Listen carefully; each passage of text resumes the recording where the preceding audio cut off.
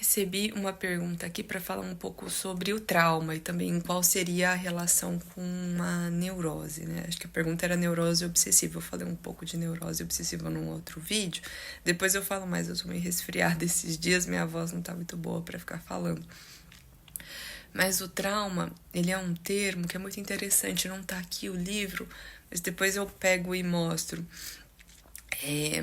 Porque há um grande debate, como em torno de todos os conceitos na psicanálise. A psicanálise não há uma só, há várias psicanálises. Então, os conceitos transferência, inconsciente, pulsão, eles estão em debate.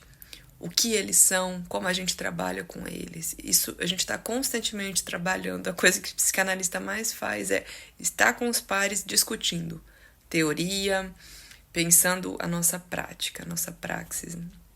Então, o trauma, ele tinha essa teoria inicial que a gente considera que o Freud abandonou para começar a pensar a teoria da fantasia. E isso é muito importante, então eu recomendo inclusive buscar estudar isso e pensar isso.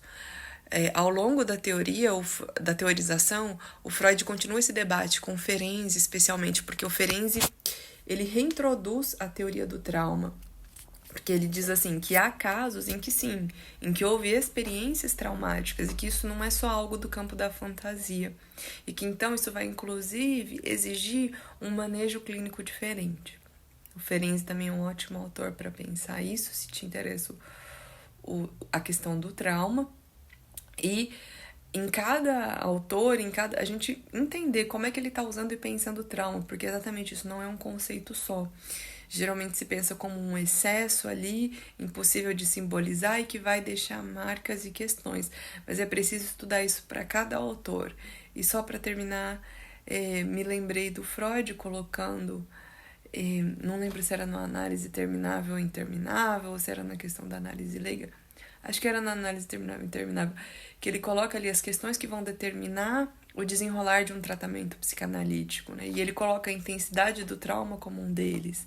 Era as possibilidades pulsionais por um lado e a questão econômica por outro, esses três elementos.